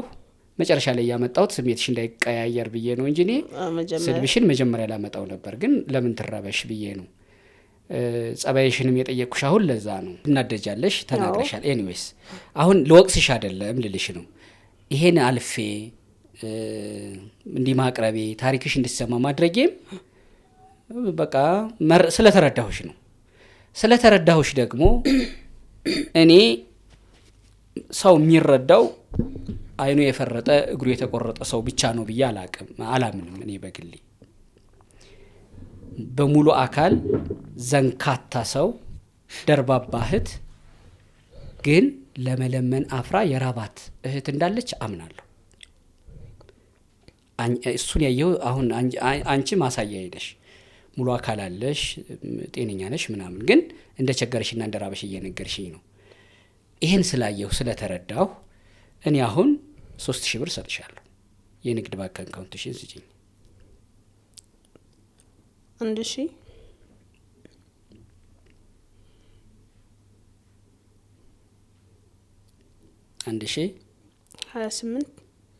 28 65 14 7 35 አዲስ መለሰ ፈይሳ ይኸው 3000 አስገብቼልሻለሁ። በርቺ፣ መልካም እድል ይሁንልሽ የኔ እህት። ምንም አይደለም።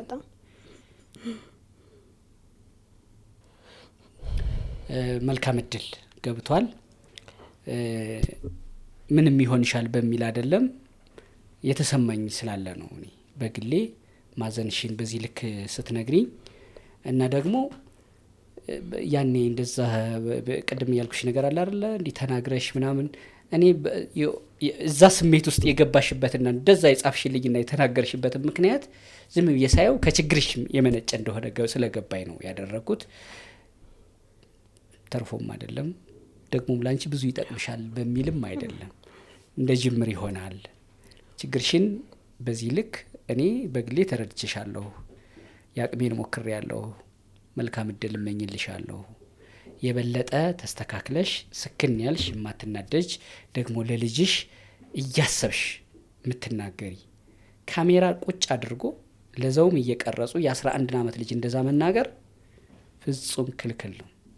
ደግሞ ዓለም እንዲሰማው መበተን በጣም ልክ አይደለሽም። በሱ ይቅርታሽም ከሱ አይመልሰው ይሆናል፣ ግን ይቅርታ መጠየቅሽ በራሱ ጥሩ ነው። አመሰግንሻለሁ። እኔም በጣም ነው ማመሰግነው። መልካም እድል ይቅጠምሽ የኔ እህት። በጣም ነው ማመሰግነው። እንግዲህ አንተም ከተቀየምከኝ ይቅርታ፣ ግን እኔ ያው ከነበርኩበት ሁኔታ ነው። ቆይ መረዳት የሚባል ነገር አለ። የተናገርሽውን ፎርማት አድርጌ ምክንያት ፈልጌ ተረድቼሽ እኔ አንድ ሰው ያልሽውን ነገር ኦኬ ከዚህ ተነስታ ነው ይሄን ያለችው እንጂ እሷ እኮ ልቧ ንጹህ ነው ብዬ ምክንያት ኤክስትራ ፈልጌ እኮ ነው የተረዳሁሽ። ያኛውን ዘግተን ያቅሜን ሞክሬያለሁ። ይቅርታ የሚያስፈልገው አይደለም፣ ዘግተናል። እኔም እንደ ቂም አልያዝኩትም። እሺ እንደ ቂም በይዘው ስቱዲዮ እንደዚህ ቁጭ እንል ነበር አይነለም። ልቤ ከደረቴ ይሰፋል በነገርሽ ላይ። ለዛ ነው የጋበዝኩሽ። እሺ መልካም እድል እመኝልሻለሁ። አሜን አሜን። ለሁላችን። ቻው። እሺ ቻው። ደህና ዋሉ።